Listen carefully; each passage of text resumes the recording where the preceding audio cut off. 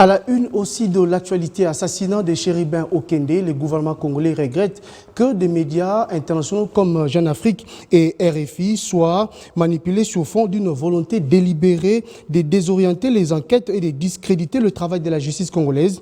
D'après les porte-parole du gouvernement, les documents de l'ANER présentés par ces deux médias est un faux. Patrick Mouyaya révèle aussi que les inscriptions répertoriées sur l'enquête de ces documents comportent une faute qui, de manière sûre, indique les caractères douteux de ces rapports. Et c'est franchement dommage que des médias que nous connaissons crédibles comme RFI, comme Jeune Afrique, lorsque vous regardez ces fameux rapports, quand vous commencez simplement à en faire la lecture, parce que hier, nous avions parlé justement des fake news, etc., regardez déjà dans l'entête sécurité intérieure, il n'y a même pas eux à la fin. Pour donner un exemple.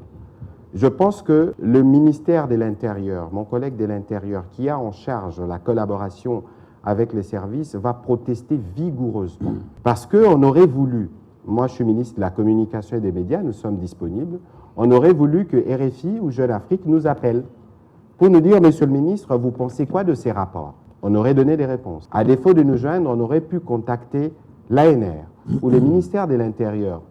C'est justement ça le travail que nous avons appris à l'IFACI, confronter les sources. Et donc aujourd'hui, je parle sans peur d'être contredit, les confrères ont été manipulés.